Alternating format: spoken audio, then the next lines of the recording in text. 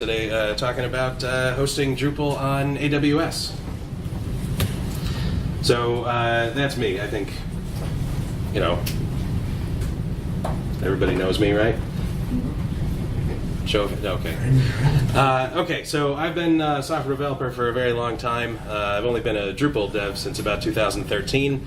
Mike and I work for Breakthrough Technologies. We're an agency. We specialize in Drupal and Tau development for K-12 and professional certification assessments.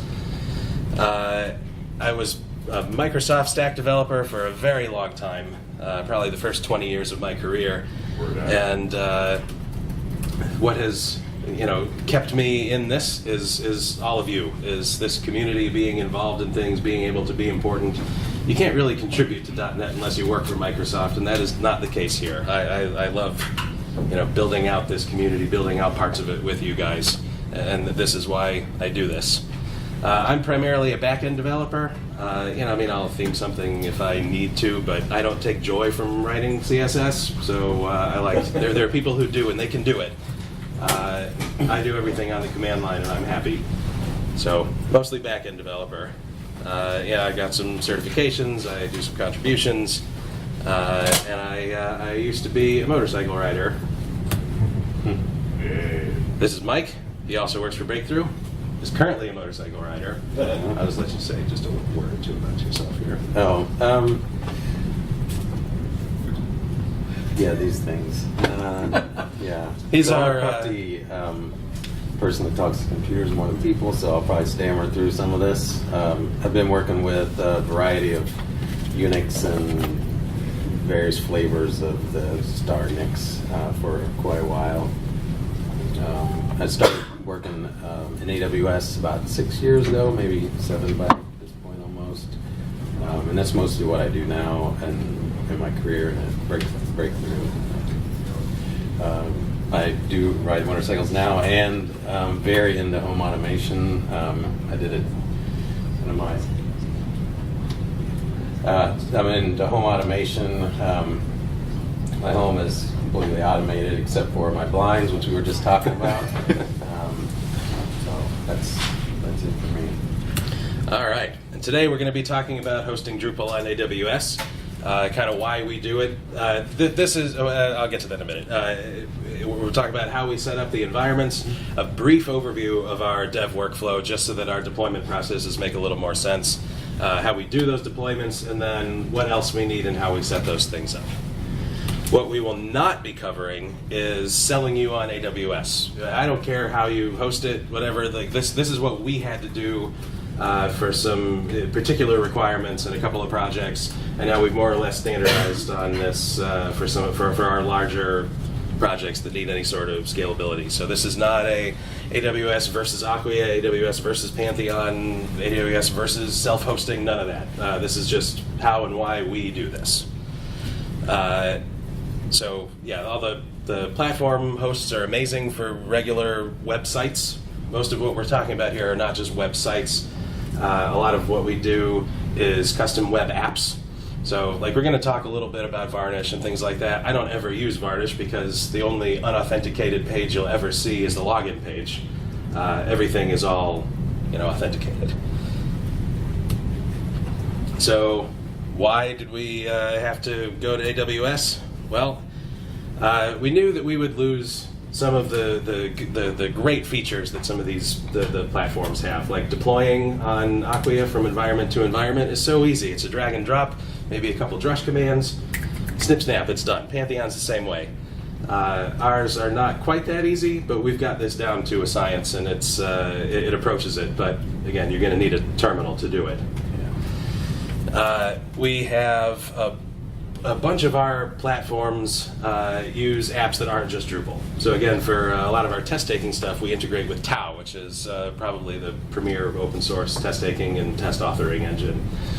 It's a PHP app that is very particular in what version of PHP it wants, what version of Redis it wants, what version of MySQL it wants. We can't just throw a server at it. It has to be set up in a very specific way. So with that in mind, that we're not just running a Drupal app here, we needed a good, consistent, manageable way to deal with all of our platforms. So this gave us that. We wanted to make sure that we could manage our own config and infrastructure, and do that through code. Have commit history, and manage that just like anything else, any of our other code. So we've got config and infrastructure in code with Chef and TerraForm, and we have needs every so often for custom stuff that isn't available on some of the big hosts. For a while, we were talking about a NoSQL document store solution, and we were debating between Mongo and Couchbase. And so now Mongo has a managed RDS service with AWS. You can just spin it up. It's amazing. Couchbase, on the other hand, needs, it doesn't have just a nice composer installable PHP driver. There's a custom PHP extension you have to turn on. There's some builds that you have to do. It's really a pain. And we can't just do that on Pantheon. We also have a need for modern versions, but the nice way to say that is our preferred versions of things like Solr. I'm sure that a lot of us in here have stumbled against these old bespoke versions of Solr that the big platforms give us, and it's not ideal. We have our own dev workflow. It's Git flow related. Again, we'll get to that later. But there's no pull requests in any of the remote Git repos for any of the platform hosts. This is a big part of our workflow. We've got a team lead, a dev lead, that manages pull requests and does merges based on the other team members' work. And what we would have to do is we would have to have our own remote, our own hosted private repository, and then maintain another remote and push all those things up to Acquia or Pantheon or whatever, and that's a pain. But one of the most important things is the tuning our setup for heavy use. One of my projects right now is professional certification board exams, practice exams. So this is one of our smaller test taking platforms. We might have to deal with 800 or 900 concurrent users, and launching tests, thousands of tests a day. And we can't get that sort of use-based scalability on these other platforms. We also have a state board of education, a full statewide standardized testing system. And so I haven't checked since I was in the office, so that was a couple of days ago. So even through mid-March, our month to date is so far 70,000 some tests. So we can't get that sort of custom scalability that we need in order to run one of those. Question, you were talking about 800 simultaneous users. Is that a problem with the test software, that it's very heavy on resources, or? It is. It is. Tau is not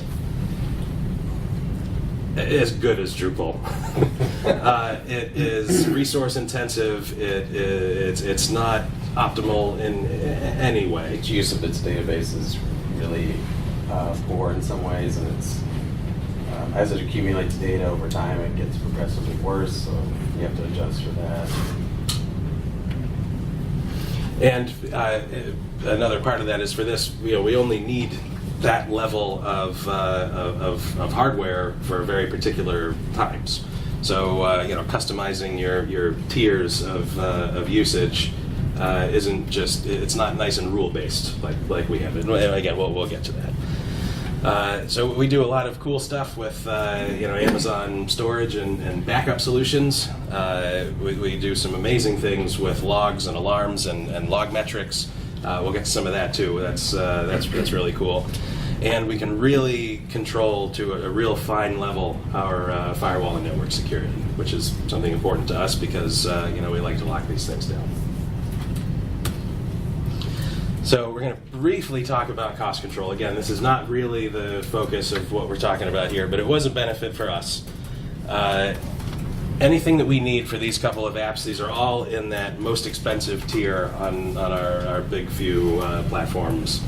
And Yeah, they didn't give us a lot of fine control, and for Tau especially, like, we can't just run that on one of these platforms. We needed to host that. And the centralized billing. This is not something I deal with, but apparently it's very important. I know that we do occasionally build these things, and then when we're done with a project and we're handing it off to the client, we also hand off the Amazon account that goes with it, so they get to control their own billing. Like, I know that just a couple weeks ago we were working on a Pantheon project, and we've finished, and now the client wants to take it over, and getting that transferred over to them was not just easy. It was not as easy as I had hoped it would be. It's not as super simple in AWS either, but we have a process for that now, so it works pretty smoothly. For storage and backups, we have our full daily backups, and we can do point-in-time recoveries, which is super cool. I don't know if you've ever started a deploy and realized as your UpDB is failing that you forgot to back up the database. So we can manage all of that and restore it to just before the deployment went, and it's great. So we've had our practice data recoveries and then an actual data recovery, which again totally my own fault, but we still needed it, and it works. It worked exactly the way we wanted it to, and we've got a lot of security there. So we do these snapshots of the DB servers, of the disks, and our file storage. So for the most part, we're using EFS, but it's true for S3 as well. Yeah, and the custom backup solutions we need to do outside of the Drupal realm, like the Tau backup, it's really cranky about what it wants to. It wants its database, its file system, and its Redis backed up at the same moment in time. So we had to create a custom solution for that. Right. So we actually have to disable Tau. We have to put Tau into maintenance mode before we can do all of these backups, because you can't restore anything in Tau that was in use. For Drupal, that's not such a big deal. Our backups here are real simple. We didn't really gain anything for our Drupal backups here. There was a question there. Oh, yeah? I was just going to ask, are you going to cover how you set up your databases? Briefly. Do you use the RDS? Oh, yeah, we will talk about that. Yeah. One of the more exciting things, I think the log aggregation stuff is really cool. We can set up all kinds of custom alerts and reports and alarms and things for anything that gets recorded in a log, which is real neat. We'll talk about that. We have examples of that later. We grow that all the time. If someone comes up and says, "Hey, I'd like to know when this happens," then we use a series of Terraform scripts to create those metric alarms, and then start issuing them to whoever asks for that information. And the cool thing is since it's all scripted, it's all Terraform. If we need that for another project or another platform, It stays in our toolbox, and it just propagates itself as we spin up new projects. So we've got distribution lists for different types of alarms, usage and 500 errors, whatever. There are different groups of people that get all those. And these are just some of the things we check. We check our CPU usage. We check for errors and warnings. Although some projects we turn the warnings off because there's a lot of them. But the errors we always want to know about. All of our disk and memory utilization, different service statuses, and so on.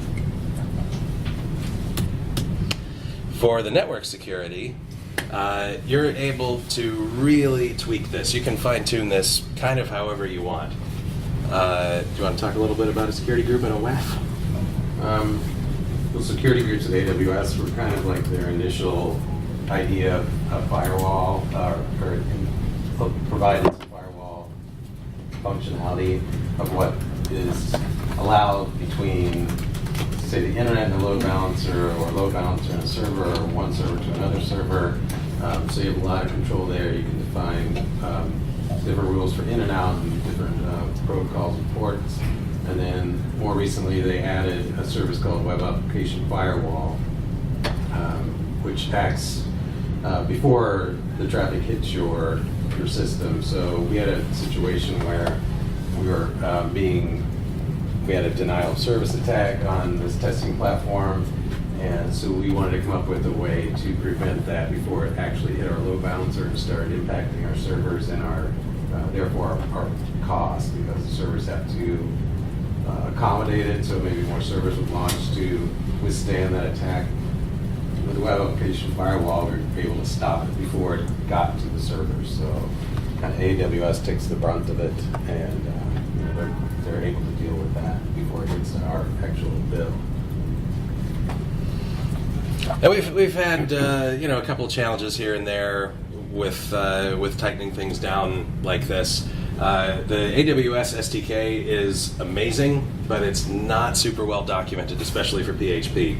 So we have things like 2 internal applications, and one is hitting web services on another, and we can get that all locked down so it only accepts traffic from our other whatever we set up, our other AWS account. So we have to generate a certificate, sign the request, generate the request, and then make it, and we can do all that through the SDK. It's wonderful, but you got to figure out a little bit how to do it. We're going to have a series of blog posts that are going to go into that, because there aren't any really. Yeah, another reason we ended up going with AWS in terms of needing to host Drupal and Tau. They talk to one another on the back end, and having them running in the same place allows us to restrict their communication to a private network that only they use. So it's much less latent, but it also doesn't traverse the internet. It's all encased in that secure network. So. Mm-hmm. Our configuration management, we talked a little bit about this. It's really wonderful to be able to store all of your config as code in a repository. And you get commit history anytime you update or change an environment setting. You always have something to roll back to. You always have a map of what it is that you've done. So we use both Terraform and Chef for this. We have a Chef server that manages environmental specific stuff. So installs config, settings, all that kind of stuff. We start out with a basic project template, and then add stuff in as we need it. This gives us our base image, Apache. People have asked us, what about Nginx? We can do that too. We use Apache, and again, this is mostly because of some of the other apps that we're supporting really are finicky about where they run. So to keep them all nice and level and all the same, we're still on Apache.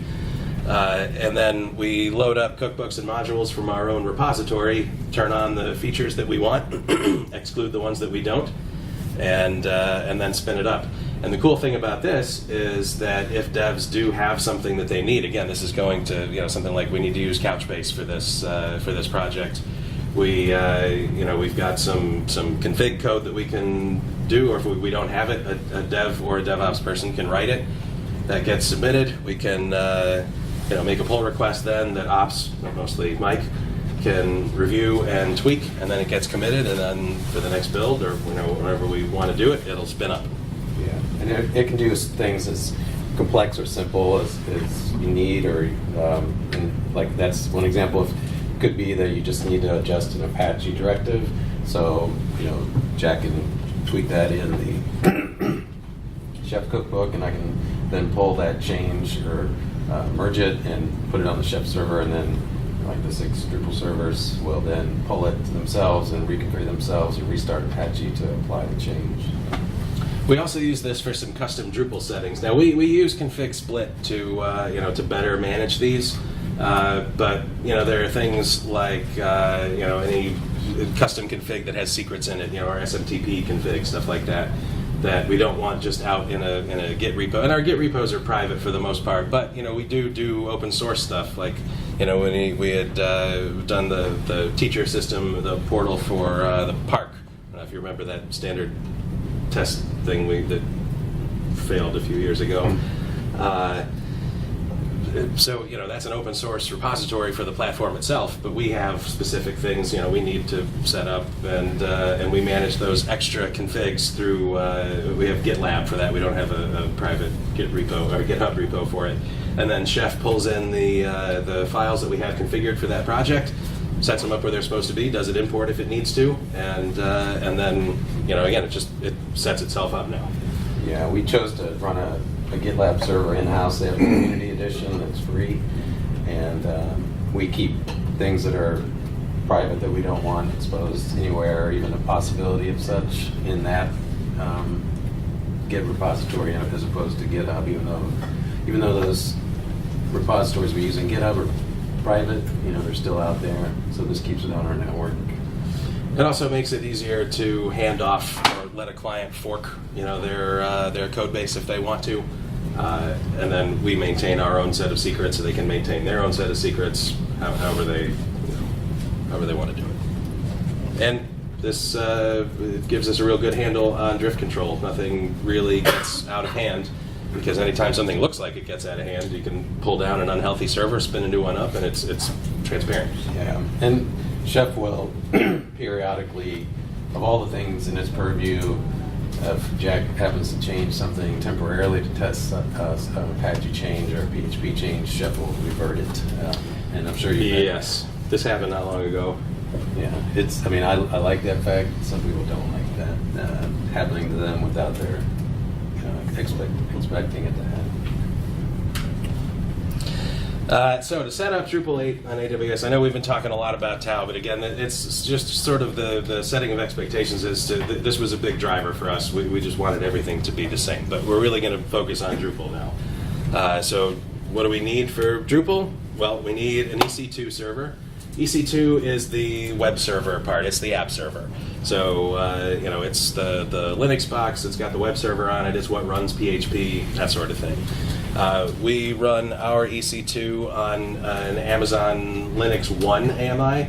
So we've got a couple of challenges there. You see in our dev workflow, we do a lot of Lando and Docker stuff. And the only place to get Amazon Linux 1 is on Amazon. So there's no Docker images for it. It is locked down. It is proprietary. We're looking at moving to the newer Linux 2, which does have Docker image support, but we don't have any production apps on this yet. So we haven't had a lot of issues with not having our dev OS and our EC2 OS be exactly the same. We've got that stuff pretty well sorted. Yeah. But again, this is something we will be changing to. You're using CentOS on your dev box or what? Red Hat, I think. Okay, that's Basically the same, so we've got our web server. Now we need a shared file system. Now, again, we'll talk about this a bit later. For Amazon, you have two main choices, which is S3 and EFS. S3 is powerful and cool, but boy, is it a pain. If you need a module to hit it on Drupal, and if something gets slightly out of configuration with the module versus the actual S3 service, it'll take down your whole site. Drupal can't serve up any files without it. And then getting in there to disable it, that's a pain. It got to be painful enough for the little gain that we got from using it that we switched over to Amazon's EFS, which is really just a normal file system. You mount it up like a file system. The whole server doesn't even know the difference. Yeah. It's wonderful. You need RDS, which is where we have all of our database set up. And again, we'll get into that in a little bit. We use the AWS Certificate Manager, which again we'll go into more detail on, and it's wonderful to have everything nicely consolidated, and we can do things like manage free HTTPS certificates on non-permanent boxes, which is wonderful. And then we need to set up whatever else we need, Solr, Varnish, whatever, SMTP, that kind of stuff. So we use a SOLOIST blue-green style deployment for our environments. And so a SOLOIST is basically one master image that you build up, you get it all set up, and then it's what's used to clone into the other images that we use to deploy out to the to the various environments. So it's a blue-green deployment, meaning we build up the master image, the new image for whatever we're trying to deploy. We convert that into an AMI, for Amazon's actual image. And then when we start the deployment, it does what's called a blue-green deployment. So it leaves the old servers up for as long as it can, sets up the new ones in parallel, and then once new servers are green, they're healthy, they're good, they're taking traffic, it will start pulling down old servers until all of the servers are green. Yeah. What was that? I was just looking at it, so you have a note in there. Yeah, I do, actually. And part of this this setup and our custom chef secrets management is that we can pull secrets management out of the repository for its master view. We have standardized on 1Password in our organization, so every password gets its own, or every project gets its own vault. And then, API keys, the database passwords, a user 1Password, that kind of stuff. Those things go in there and are secured so that certain people can or can't get to them.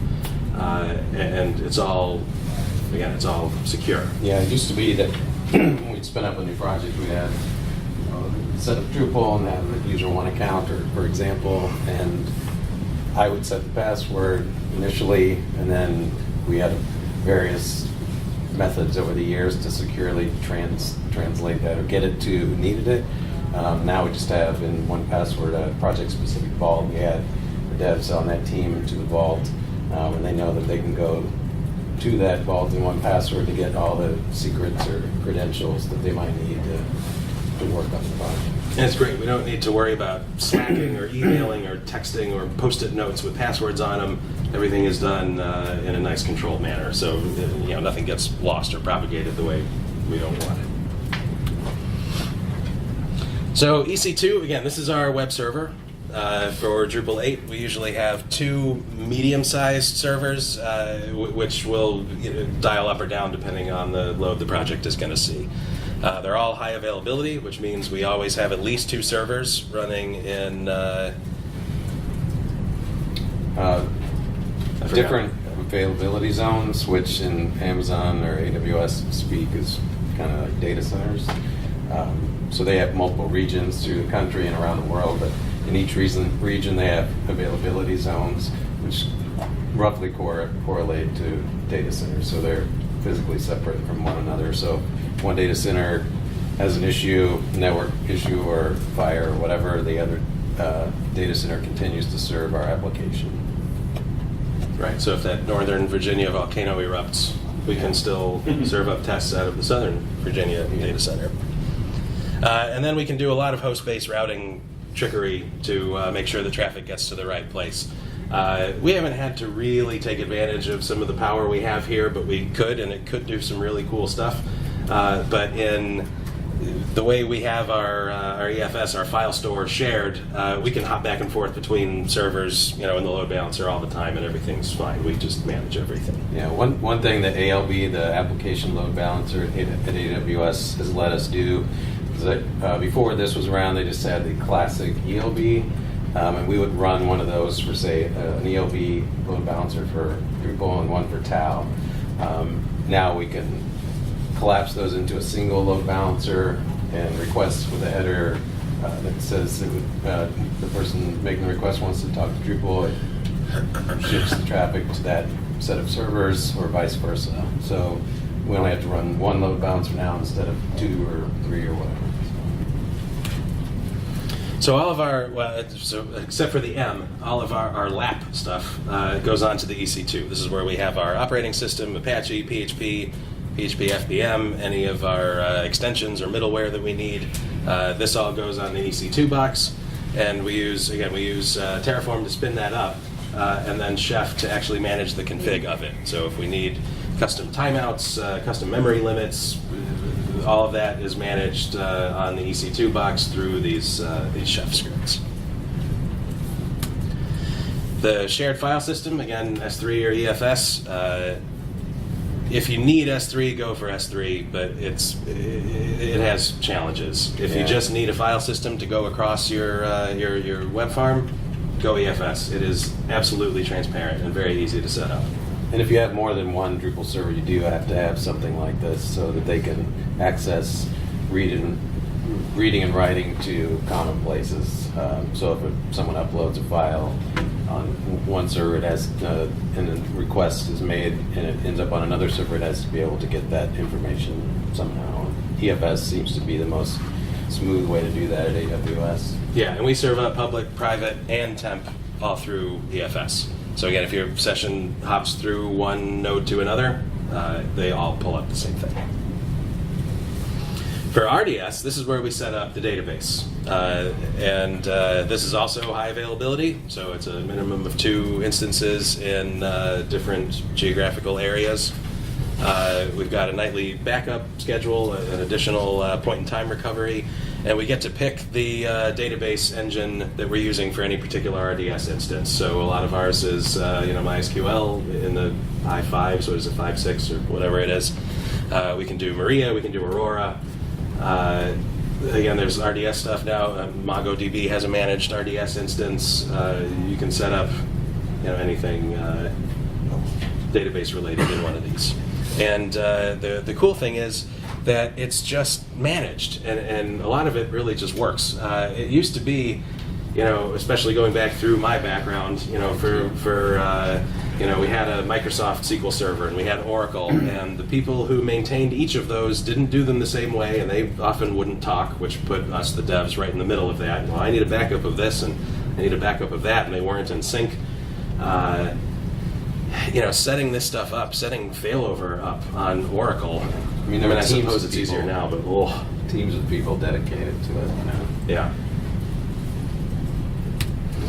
The certificate manager is pretty cool. This gives us free SSL certs, and again, now we can spin up a new QA box. Let's say we want to test some new load balancing rules on QA. We can spin up a new instance, immediately automatically get a new cert for it, and not have to worry about QA going through and not having the same HTTPS behavior on QA versus prod, whatever. The certificates are all basically managed the same way.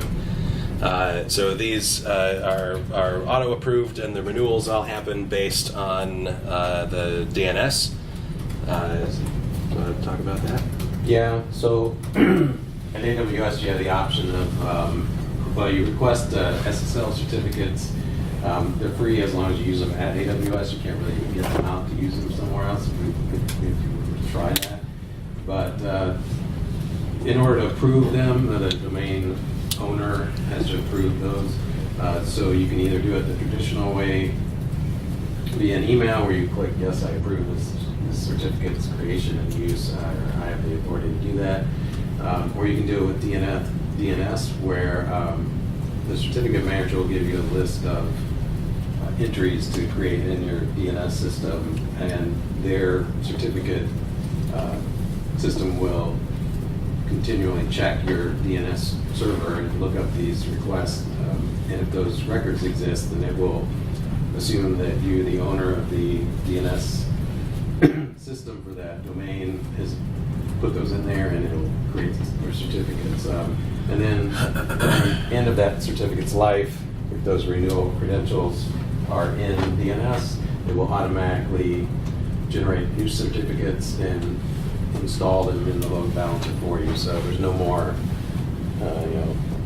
surprises when the certificates expire and requests start coming in for broken websites. Yeah, it's nice when you suddenly realize that you haven't had to deal with those in a long time. Yeah. Is it using Let's Encrypt behind the scenes? Do you know? I don't think So is it using Let's Encrypt behind the scenes? Sorry, Yeah. I'm trying to get it for the mic. I don't think so. I remember when this started happening, and I think they started providing the service before Let's Encrypt actually came out of whatever beta or phase or whatever that people would start using it. And I remember AWS became its own certificate authority. So that's no, they don't. No, I remember that. Yeah.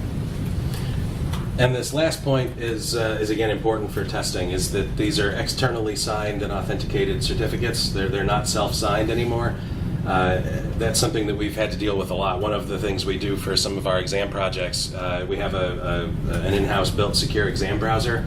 So we like to be able to replicate this full user experience of setting up the secure exam browser, getting into the test, rostering, using it, and not having to acknowledge self-sign certs every time. Again, for QA and for showing this to the business stakeholders means we can duplicate this workflow in every one of the environments. We don't have to have, well, this is QA, you won't have to do this in prod, you don't have to do any of that. It'll be exactly the same.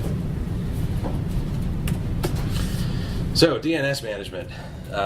This is more Mike's area than mine. But before, we used external registry services. We used Network Solutions, GoDaddy, stuff like that. But way too many of them. I don't know why, but we ended up. And so if we wanted to manage DNS for a particular project, we may have to go to several different places to do that. But now everything is all nicely consolidated on AWS using Route 53. That does the registry providing and the actual DNS providing. And we get to manage all of this through TerraForm. So again, we get to manage all of our DNS stuff and our registry management through trackable code. So there's no more of this figuring out, well, on... we have this set on GoDaddy, we need to change something, so here's the flow through that, and of course that whatever we document isn't necessarily right the next time. But on the other provider, you have to do it this way, and same thing. So, our documentation got out of sync real easy, and in every different place we did this, we had to maintain differently. Yeah, I mean, and having the history is great too. If I or someone else were to edit this TerraForm template that provides or that establishes these DNS entries for this domain, we can see when that happened, because these are kept in Git. We can see who did it and revert it if need be. I also have found this to be really useful when I need to see all the entries, like CNAMEs for a particular domain or project. I can just pull up these files and do a quick rep on them, where if I had to do something like that in GoDaddy or whatever, I'd be scrolling and clicking things. So it makes it a lot more convenient. Yeah. Is that checked in per project then? We actually, the way we do it, we have a master account at AWS, and we run all of our Route 53 service through that. So we might have a different account for per project. Some of them are in the projects themselves if we expect to hand that account and everything with it to the client at the end of our work on it. Sometimes we have to move that, but a lot of it we do in one place. Yeah, like all of our internal DNS for non-project things. We do have like a global or general container in TerraForm to do that. Sure.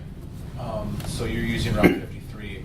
If for political reasons in an organization or for whatever reason you want to use the DNS management features of, say,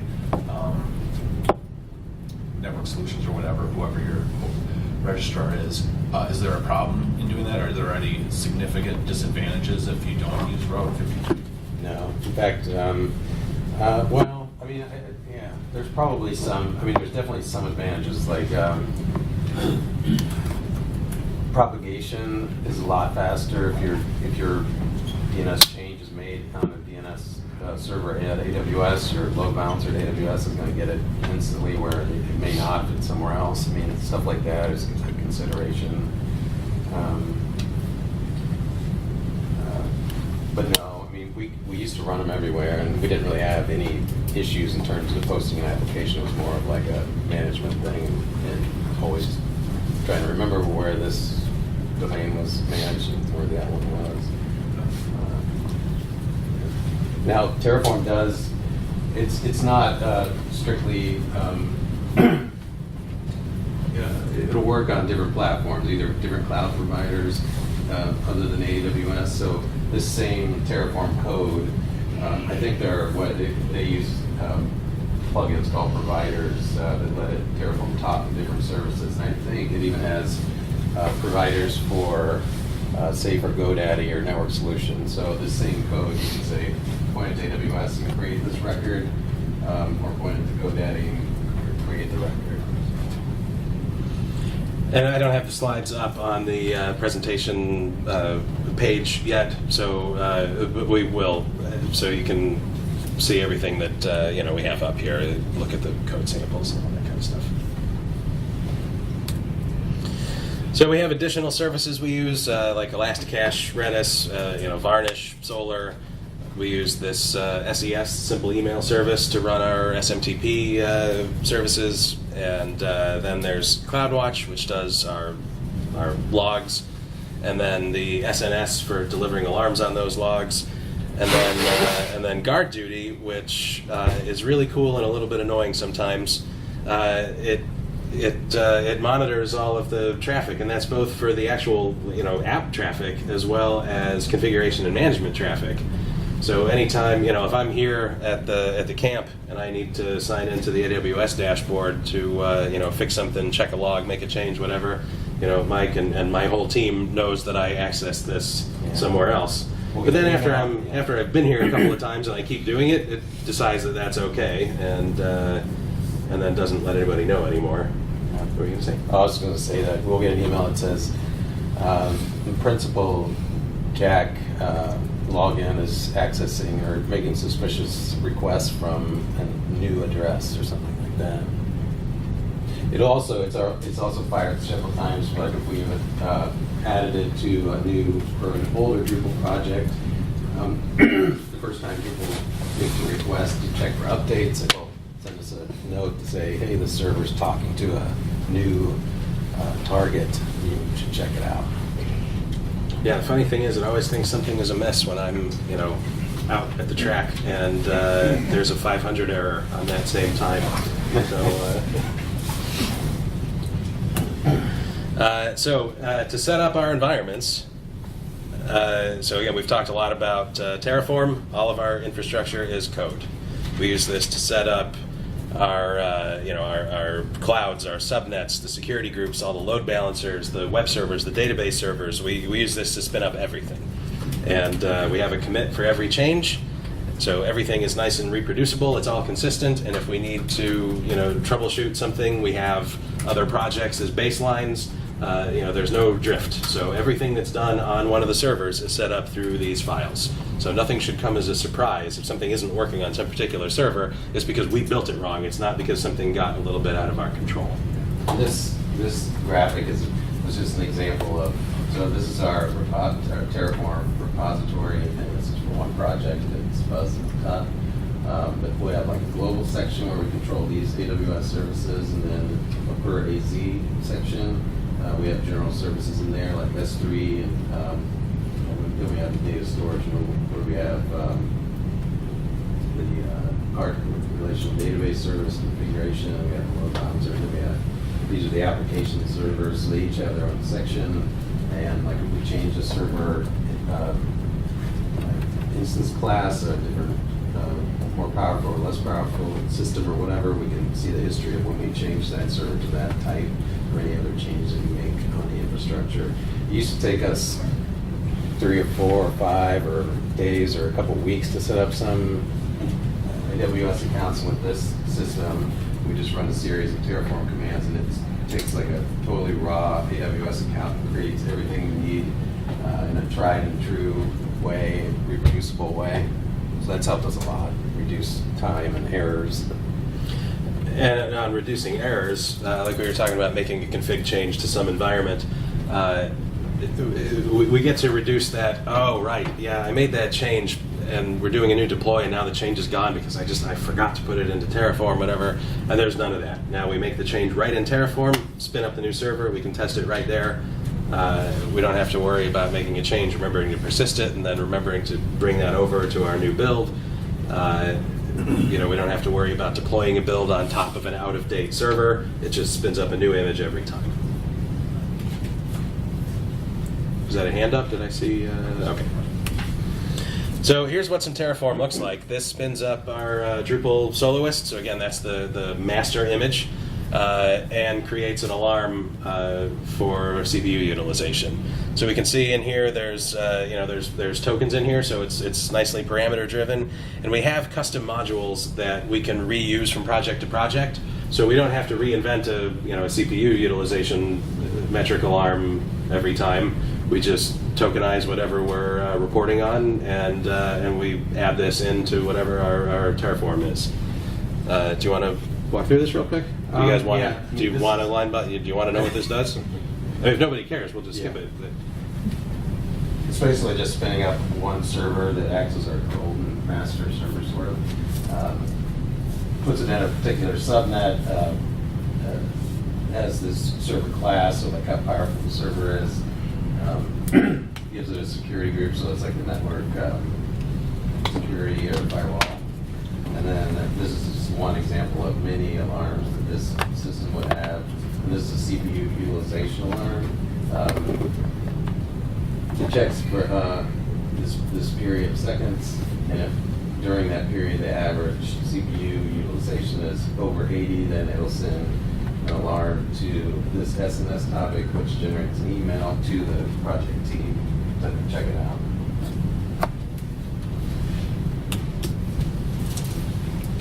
All right, so setting up the actual EC2 server, we set up Apache and PHP FPM with Chef.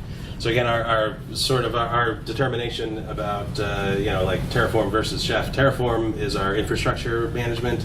Chef is our config management. So to set PHP variables or PHP configuration, that goes into our Chef cookbooks. And each project has its own set. Some of them are exactly the same because they're based on our sort of core template for it. But we customize it per project based on what we need. And we've already talked about the secrets management. All of the secrets we need to track, they all go into one password so that devs and ops and whoever needs it can pull API keys, passwords, whatever out of a vault, and we never have to send them unsecured. So here's what some of the Chef looks like. The one on the left here is setting up PHP. The one on the right is setting some config for it. Yeah, so when a new server spins up based on that Soloist AMI, the first thing it does is reach out to the Chef server and register itself or enroll itself as a Chef client. And then it'll pull it down in a series of cookbooks and start applying them.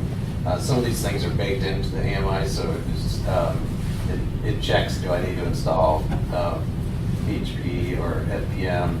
And if it's already there, it doesn't do it. If it does happen to do it, then it will restart Apache and PHP. So those are applied. And then over here, these are just some of the things like here's the settings, local PHP for Drupal. These files are in the project per application cookbook. It'll have like the file that's in the cookbook and where it needs to go,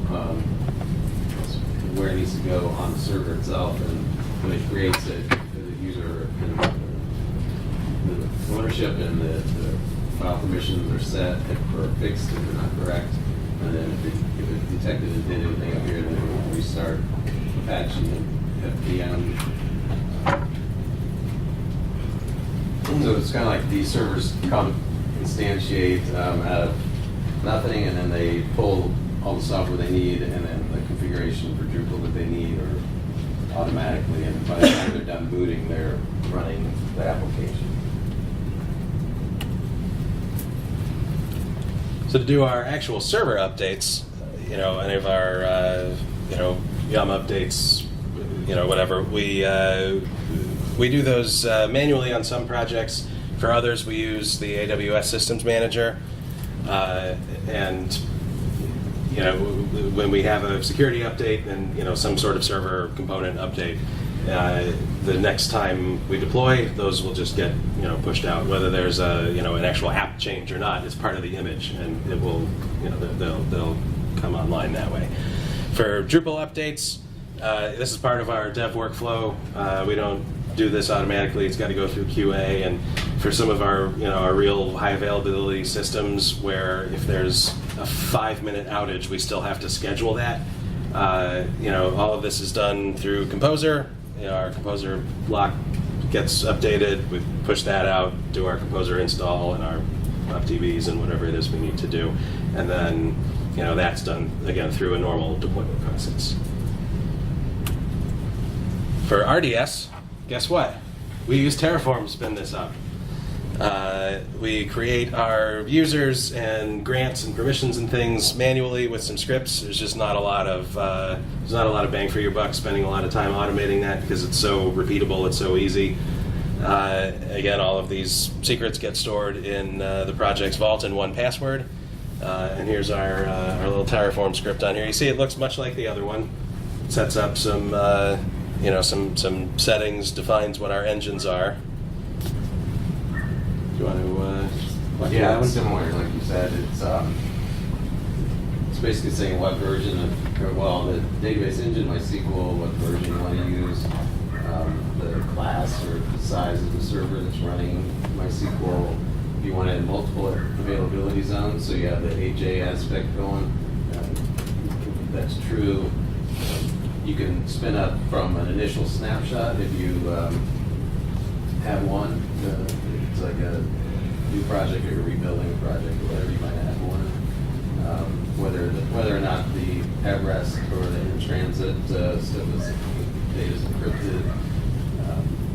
The security groups gets placed into parameter groups or the what AWS, it's like MySQL configuration. And then a backup window, you can define how many days of backup retention you would like. We use 35 at maximum. And then the maintenance window where the server is able to patch itself, like minor releases and stuff like that. Late night on Sunday, UTC, we let it do that in some projects. All right, EFS, again, we already mostly talked about. Once again, we use Terraform to set this up. And then each of the soloists knows where to mount this, and then that gets pushed out to the host during deployment. For CRON, we use an external tokenized CRON request. We have an AWS Lambda function that does this, so it's all internal. It doesn't need to go out into the public space. So it's all secure. It's all nice and private. Our development workflow, I'm going to breeze through this because we're almost out of time. It's a slightly light Git flow workflow. This is from Drupal.org here. Really, it's most of our Docker-based dev environments. We have our own private code repositories. We use a feature branch structure for hotfixes and security fixes that are going off of other releases. Those are branched off the actual release tags instead of from master, so that we can maintain each of those separately. The tech lead approves the pull requests. We do a lot of very frequent QA deployments, and then we test those. Once that's all done, we push to our staging environment, which is really like one version ahead rather of prod. This is where we validate all of our deployment instructions and all that kind of stuff. So project setup, we just do a create project. All of it's managed through Composer. We initialize a Lando container, customize some stuff, put in what we need. Like in this case, here's a bunch of tooling to set up WebDriver on here so we can do functional testing. And this way, every dev is using the same image. I haven't really heard an environment-based, it works on my machine in a little while now, and that's really refreshing. Now, for the actual deployment, it's super easy. Not that most Drupal deployments should be very difficult, but it really is just this easy. It's Soloist based, so we run this one time and then push everything out. It's just pulling the remote code down, checking out whatever release we're doing, updating all of our Composer dependencies, doing a database update, which you don't always need to do, doing an entity schema update, which you don't always need to do, a config import, which we almost always need to do, and then a cache reset. Okay, now we're into the meat of the deployment. So I think this speaks for itself. We don't have to spend any time on this, right?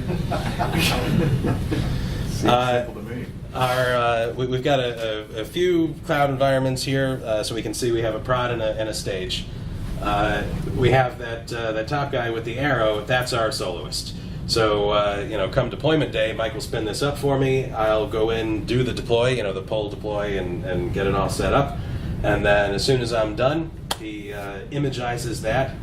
And that's on the next slide. So okay, well this shows then where the soloist and the actual EC2 boxes sit, and how the load balancer sits between them. We've got an availability zone on the top and on the bottom. These are the environments, and then these are the availability zones, the different data centers where these, like 2 Drupal servers would sit.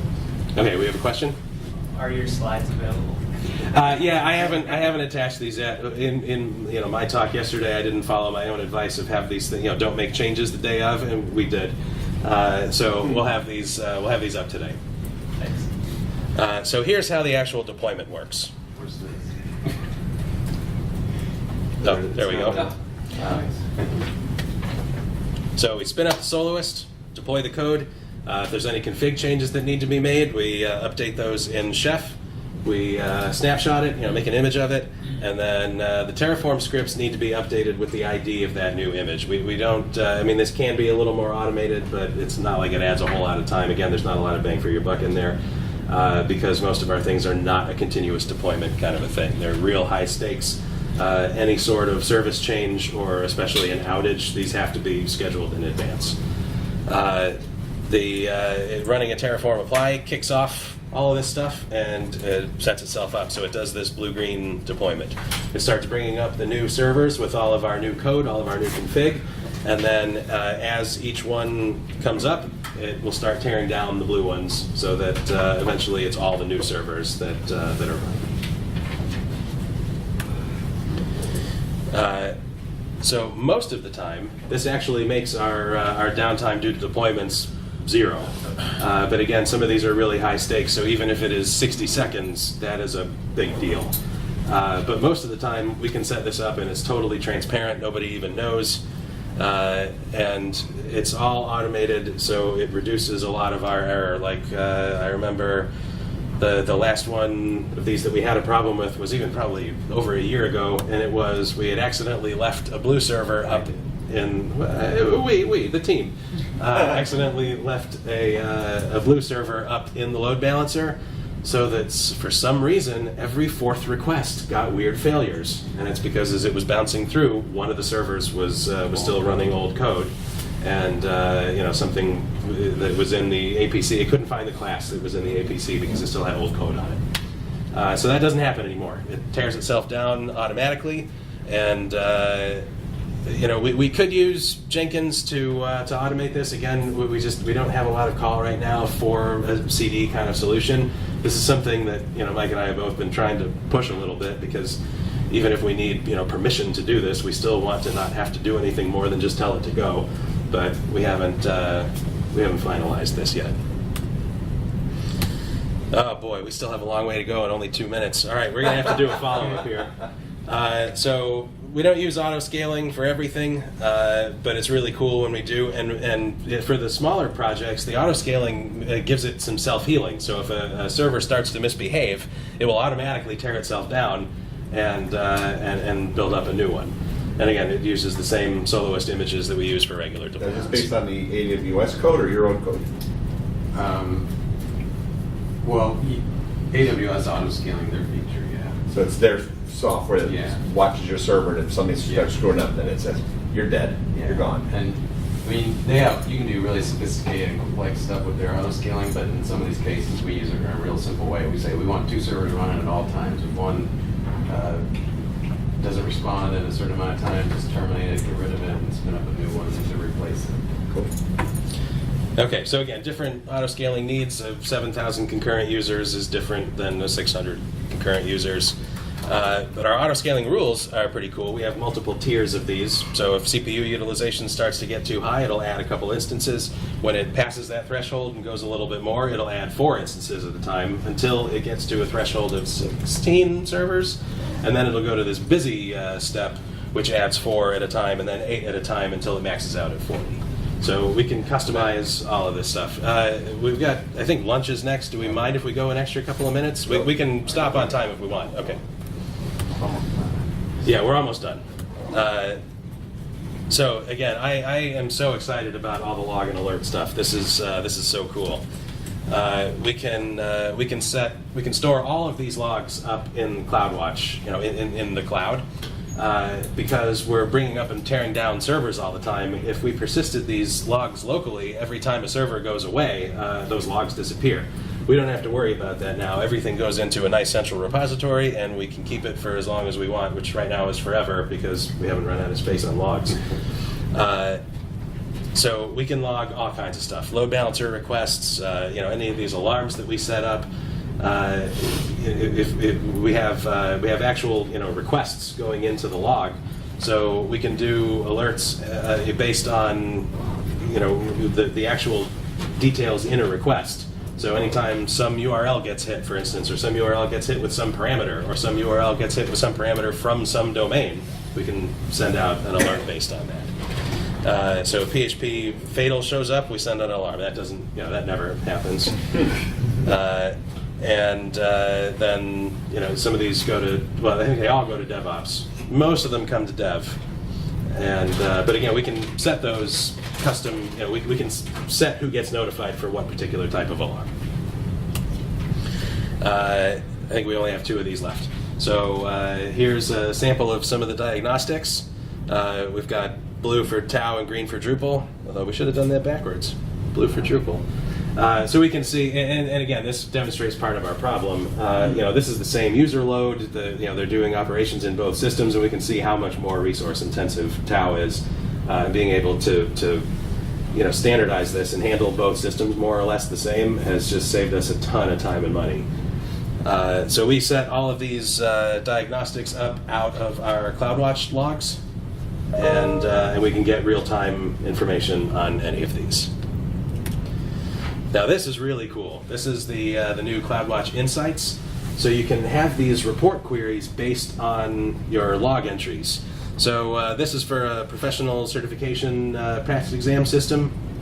So if students buy the textbook for whatever the exam is, it will automatically go and send them an access code to activate the tests for that book in the portal system.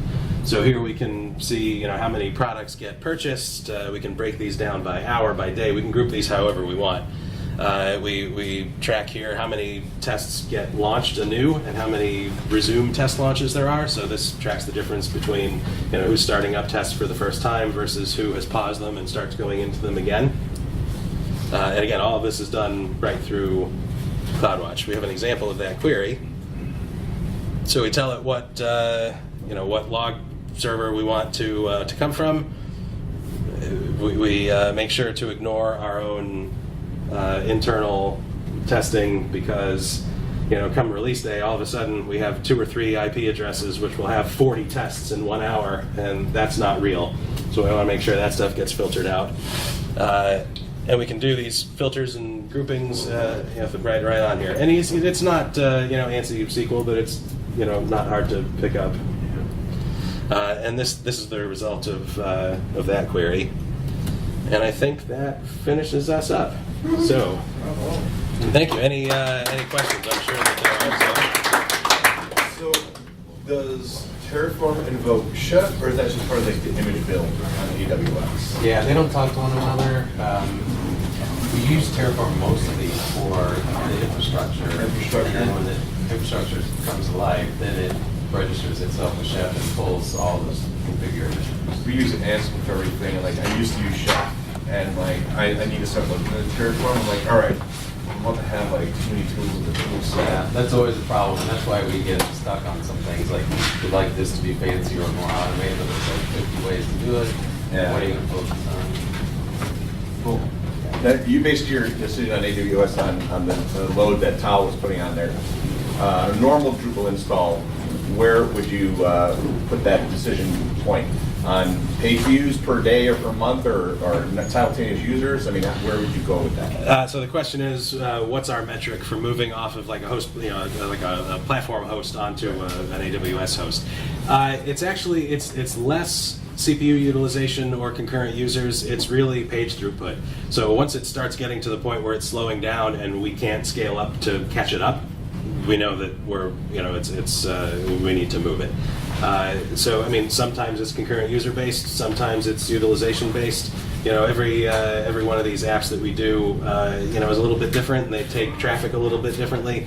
Again, for just a regular website, that's harder to tell because you've got like Varnish sitting in front of it and whatever. But Right. again, I don't have anonymous traffic. I don't have to worry about any of that stuff. So. Every one of those metrics is going to be a little bit different. Again, we look for latency and site-wide performance on what we can see. And we were considering AWS for our site because of, we have a lot of users at a particular time of the day or the week or whatever. Right. And so what I've seen, looking at in terms of your deployment, we have contributors working on the site all day long. Is this something where they have to basically publish at one time during the day and then we deploy the data, or can you actually work live on AWS? Sure, you can work live. Like I said, a lot of the time our deploys are transparent. So you'll switch over from servers, save a thing. I guess it hasn't happened in a long time, but like the couple of systems I'm working on right now are not super content heavy. But even having like your form ID is expired when you switch over servers during a deployment, even that doesn't happen a whole lot. Mm-hmm. So for the most part, we can do our deploys while users are in the system. But so again, I know I've said this a few times, but some of these systems, like those test taking systems, can be very high stakes. Right. So we can't risk having someone's session be interrupted. Right. So those have to be scheduled in advance, and downtime has to be scheduled, and whatever. So for a content contributor like that, for just content, that's just normal system usage. For most deployments, it shouldn't even affect them. So you would be logged into one target server, and then that would then ripple through the system and update all the other servers when they, save the file or save the article or something? Yeah, well, it saves it out to RDS, and it's a shared database. Everything hits that, shared. And same thing with the file system. If they're working on a node and they have to upload a file, that goes into shared file storage, and then everywhere that hits it hits the same file storage. Yeah, I think you were talking about like content change, like if someone's working within Drupal to Right. update something. Yeah, that gets, all the servers are talking to the same database and the same file system. So if anything like that shared, they all get it. Now, in our Varnish, there's a lag time between content being live unless we refresh the cache.